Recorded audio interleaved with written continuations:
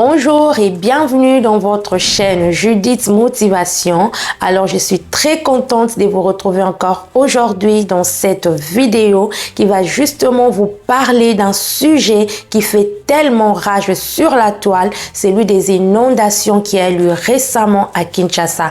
Mais avant de commencer d'aborder ce sujet, j'aimerais vous inviter à vous abonner massivement à notre chaîne Judith Motivation et surtout à aimer, à commenter et à partager cette vidéo pour atteindre un plus grand nombre, car certainement cette vidéo renfermera des secrets précis pour que nous puissions lutter contre ces phénomènes d'inondation à Kinshasa. Alors, on a tous vu les images des inondations à Kinshasa suite aux pluies qui ont eu lieu récemment. J'espère que tout le monde, je dis bien tout le monde, a vu ces images et ces images étaient tellement déplorables, ces images étaient tellement écœurantes à voir que les familles ont perdu tout ce qu'ils avaient, ils ont perdu leurs biens, ils ont perdu les documents importants, ils ont perdu les meubles, en tout cas les familles ont presque tout perdu à cause de l'eau qui a tellement débordé. La nature a fait son travail. Il y a eu une catastrophe naturelle et personne face à ces dégâts pouvait résister, pouvait sauver même un seul petit truc que ce soit de sa maison. Tout ce que la population congolaise ou quinoise a cherché à sauver, c'était leur vie. C'était leur vie qu'ils ont cherché à sauver. Mais en ce qui concerne les matériels, en ce qui concerne le bien qui est renfermé dans leur maison, tout a été perdu et même les vies humaines ont été perdues et nous profitons par cette vidéo de présenter nos sincères condoléances à toutes ces familles qui ont été touchés par rapport à cette tragédie. Mais est-ce que allons-nous toujours continuer à vivre ces choses? Allons-nous toujours continuer à subir le catastrophe naturelle? Allons-nous toujours continuer à subir la colère de la nature? Ou bien on peut arrêter ce phénomène? Ou bien on peut dire stop, trop c'est trop, ça doit s'arrêter. Et je pense que comme moi, vous allez me dire simplement oui. Nous devons dire non à ces genres de catastrophes naturelles dans notre environnement. Nous devons le stopper. Alors, pour le stopper, ça ne sera pas le fruit d'un hasard, mais ça sera bel et bien le fruit d'ensemble d'un travail d'équipe. J'entends beaucoup de gens condamner le gouvernement congolais de ne pas prendre toutes les précautions possibles pour éviter les catastrophes naturelles, pour éviter ces genres d'inondations. Et ces personnes qui condamnent le gouvernement, je suis tout à fait d'accord avec vous. Mais le problème, ce n'est pas seulement le gouvernement. Il y a aussi la population, il y a aussi le peuple. Parce que le gouvernement est là pour gouverner, pour donner les ordres, pour mettre en place de mesures qui vont aider la population à vivre dans un environnement sain. Mais ce que nous remarquons à Kinshasa, c'est que le gouvernement n'a pas mis les moyens possibles pour que la population puisse vivre dans un environnement qui est sain. Il y a le problème de la déchetterie, le vidange de déchets. Comment ça se passe à Kinshasa? Les déchets qui sont récoltés sont jetés où? Où est-ce que le gouvernement a prévu pour que l'on puisse jeter tous les déchets ramassés dans des ménages et même sur la rue? En tout cas, à ce que moi je sache, toutes ces personnes qui font ce travail-là de récolte de déchets, premièrement d'abord, ils ne sont pas réglementés. Chaque individu se lève un matin, il suffit juste d'avoir une pousse-poussière, il prend, il commence à sillonner dans des maisons en train de récolter les déchets. Et en fin de compte, ces individus partent les jeter dans des rivières. Les rivières qui sont faites pour nous aider. Les rivières qui sont faites pour aider l'évacuation de l'eau, pour que la nature soit dans de bonnes conditions. Les rivières sont faites pour que l'eau coule afin de donner la vie. Mais aujourd'hui, les rivières à Kinshasa se sont transformées dans le dépôt de déchets. Vous allez voir toute une rivière couverte par des bouteilles en plastique. La rivière même, on ne voit plus l'eau. On ne fait que voir des bouteilles en plastique. Pourquoi? Parce que toutes ces personnes qui ramassent les déchets, ils partent les jeter dans des rivières. La rivière Njili est devenue l'endroit où l'on part déposer, jeter les déchets récoltés dans les ménages. Ok, c'est déplorable. Et face à ces choses, où est le gouvernement? Où est le gouverneur de la ville? Où est le pouvoir provincial pour prendre des mesures qu'il faut pour que cette pratique-là s'arrête? Parce que si aujourd'hui, le gouvernement aménageait un endroit approprié pour l'évacuation de déchets, je pense que nous n'allons pas nous retrouver dans cette situation. C'est bien de condamner la population, mais maintenant que le gouvernement nous réponde, tous ces déchets qui sont récoltés, le gouvernement nous demande d'aller les jeter où? Parce que s'il n'y a pas un endroit pour jeter les déchets, nous allons toujours nous retrouver dans cette situation. Parce que aussi les individus, la population n'ont pas un endroit sûr pour déposer leurs déchets. Et pour eux, la seule solution, c'est d'aller les jeter dans des rivières. Et voilà maintenant qu'aujourd'hui, la rivière Njili a tout refoulé. La rivière Njili est bouchée. Ça, c'est déplorable, c'est vraiment regrettable, c'est vraiment écœurant de voir les choses pareilles. C'est comme si la RDC n'avait pas des autorités, c'est comme si la RDC n'avait pas un gouvernement. J'appelle les autorités provinciales, j'appelle le gouvernement de la RDC à trouver des solutions adéquates. C'est vrai, on peut accuser la population aujourd'hui, mais où est l'endroit que vous avez disposé pour que la population puisse jeter les déchets récoltés? À moins que je ne me trompe, en tout cas, il n'y en a pas. Le seul endroit, ce sont des rivières. Il y a la rivière Kalamou, il y a la rivière Njili, il y a la rivière de la première rue. Oh mon Dieu, cette rivière-là, on ne voit même plus l'eau. Il n'y a que des bouteilles en plastique qui tringallent là-dessus. Mais les gouvernements, les autorités, les députés, les ministres, les sénateurs, tout le monde passe par là. Il n'y a personne qui peut dire qu'il ne passe pas vers la première rue. Parce que déjà, c'est la route qui mène à l'aéroport. Et voilà, avec ces inondations, la route a été bloquée. Il n'y avait pas moyen de passer. Même pour les passagers qui devaient prendre leur vol, il n'y avait pas de route. Mais que l'inondation a fait tellement de dégâts. L'eau est sortie sur le boulevard et le boulevard Lumumba a été bloqué.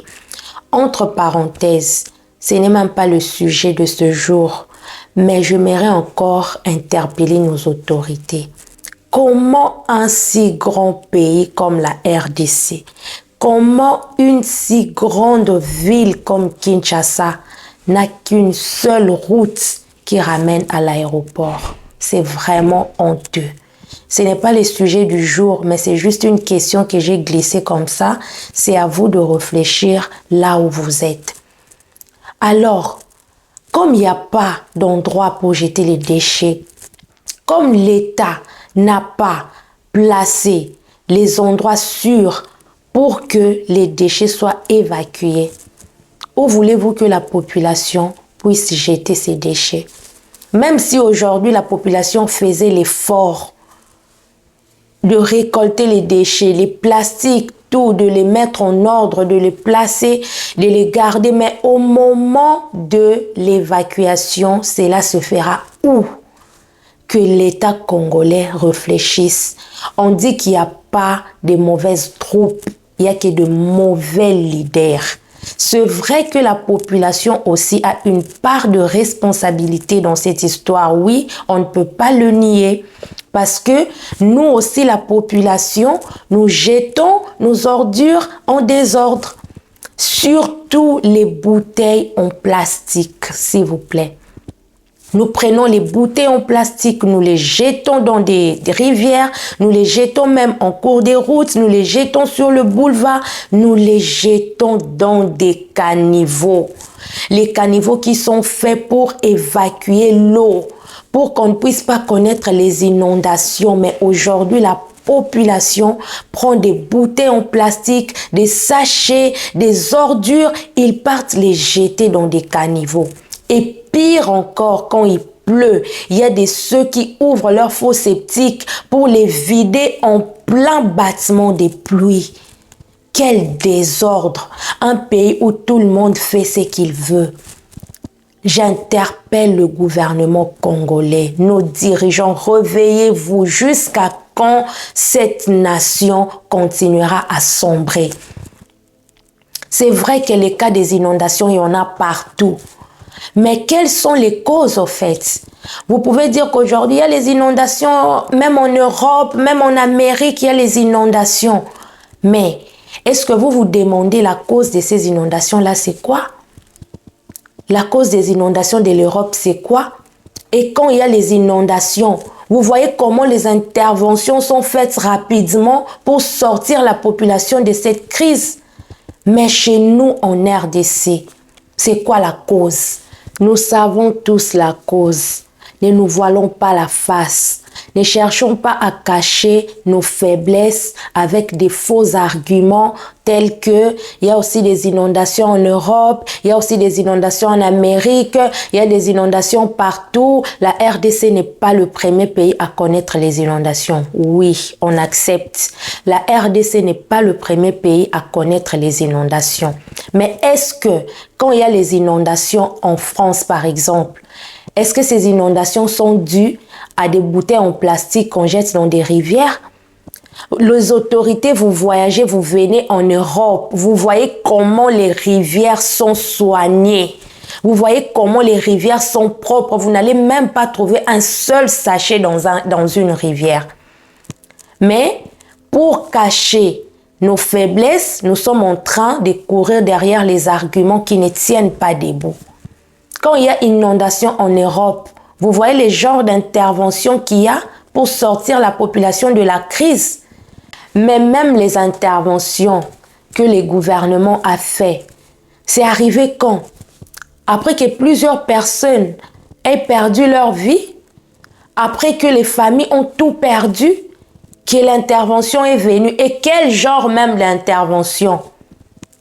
Le gouverneur de la ville qui vient intervenir pour sauver les peuples, lui-même il apporte un canot rapide qui ne fonctionne pas. De qui se moque-t-on? Lui-même il vient avec un canot rapide qui tombe en panne. Lui qui est venu pour sauver, lui-même aussi on cherche encore à le sauver. Cette population doit vraiment regarder à qui? Est-ce que nous avons vraiment les autorités qui peuvent vraiment, réellement défendre ces pauvres populations, cette pauvre population, ce pauvre peuple? Qui va le défendre? On voit même les marchands, les gens de bonne volonté qui ont mis leur pirogue au service des autres, qui ne sont même pas dans le gouvernement, ces personnes qui l'on minimise nuit et jour. Les pêcheurs qui ont mis leur pirogue au service des autres pour sauver des vies. Il n'y a même pas un service des sapeurs-pompiers sérieux qu'on peut appeler, les services des pompiers sérieux qu'on peut appeler pour évacuer vite la population. Mais l'argent entre. Les institutions en RDC font entrer de l'argent. Les gouverneurs font quoi? Les bourgmestres font quoi? Les curages des caniveaux, ça s'est fait comment? Les gouverneurs, j'appelle le gouverneur de la ville de Kinshasa à réunir tous les bourgmestres des communes. Le pouvoir, ce n'est pas une affaire de luxe. Le pouvoir, ce n'est pas un luxe, un privilège. Le pouvoir, c'est une responsabilité. Et vous devez prendre vos responsabilités en main. Le pouvoir, ce n'est pas de circuler sur le boulevard avec des voitures en plein sirène qui causent les pagailles dans toute la ville pour qu'on vous laisse le passage. Non, c'est pas ça le pouvoir. Le pouvoir, ce n'est pas vous montrer prioritaire. Non. Le pouvoir, c'est servir les autres. Vous êtes là pour servir le peuple. Et vous devez prendre vos responsabilités en main. Comme je l'ai dit tantôt, il n'y a pas de mauvaises troupes, il n'y a que de mauvais leaders. Les bourgmestres sont placés dans des communes. Pour quelle fin? Les bourgmestres sont là. Quel est leur travail? Aujourd'hui, avec le fameux slogan Kinshasa Ekobonga. Ekobonga avec quel miracle? Le gouverneur doit travailler en collaboration avec les bourgmestres de chaque commune.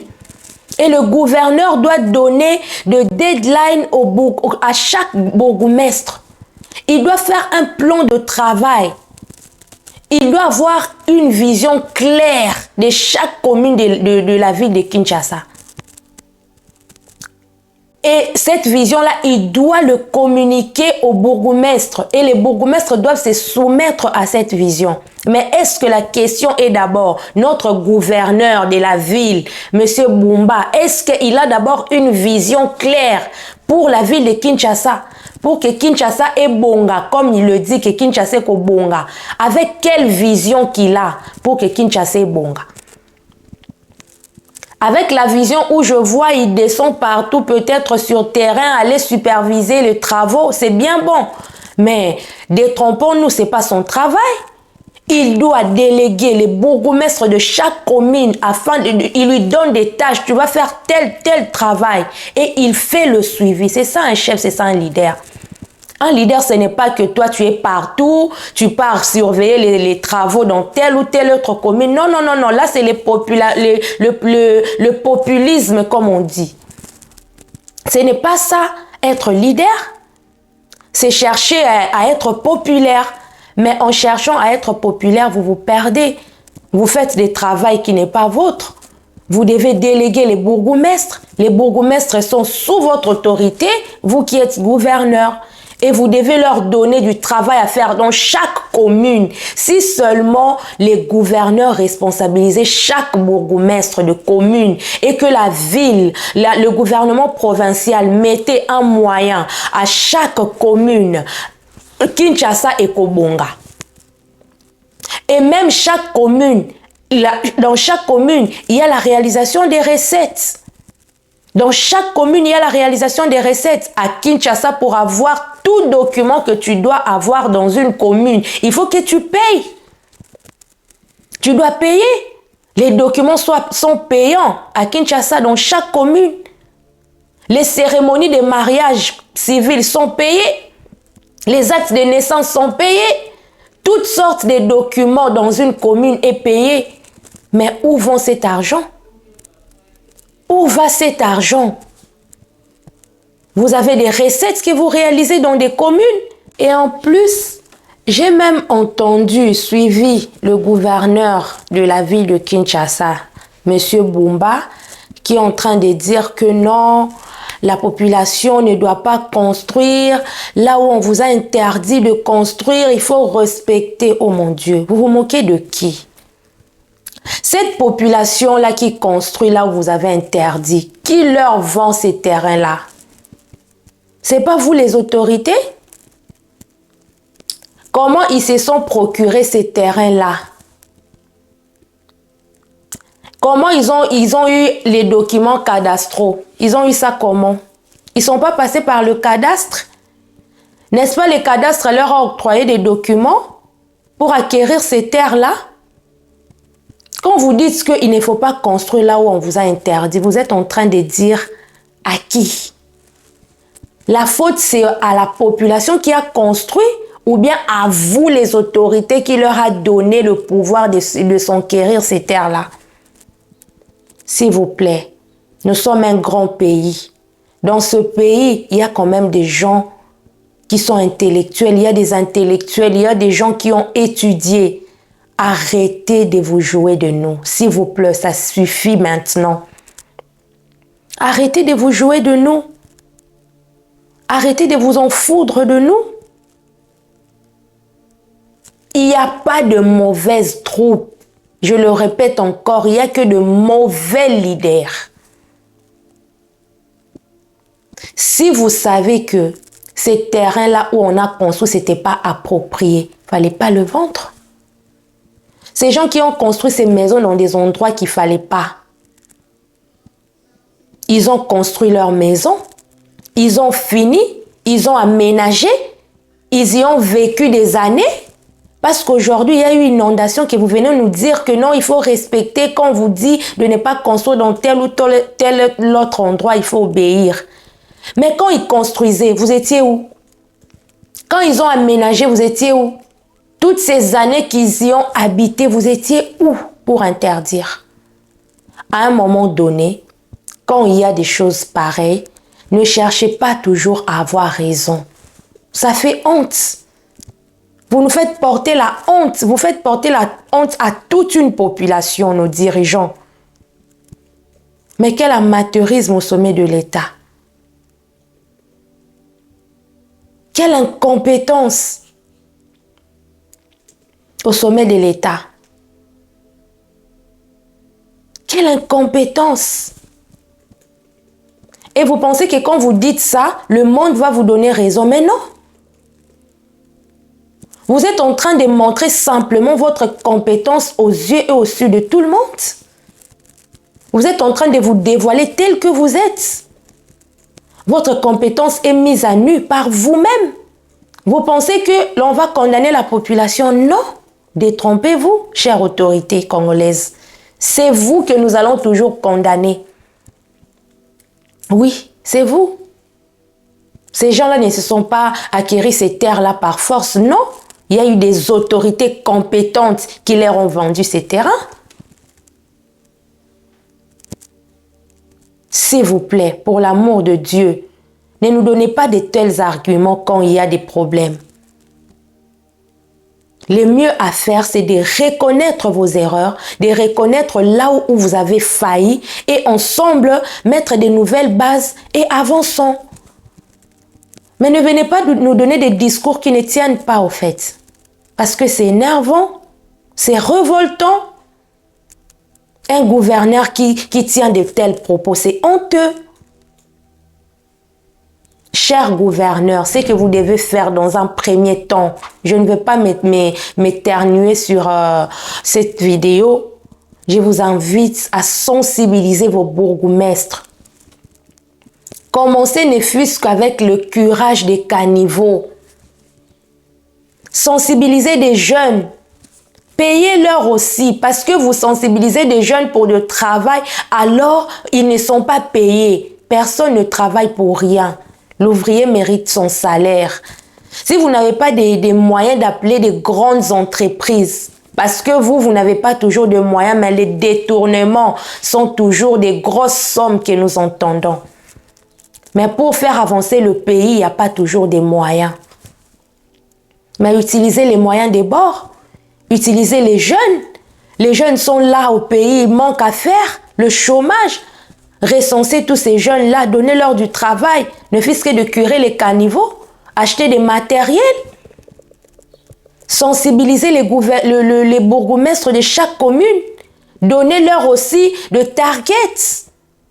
Un chef ne vient pas, il dit seulement « fais-moi ce travail ici ». Non, dites au bourgmestre « nous voulons voir tous les curages de vos communes être faits, par exemple, dans un mois.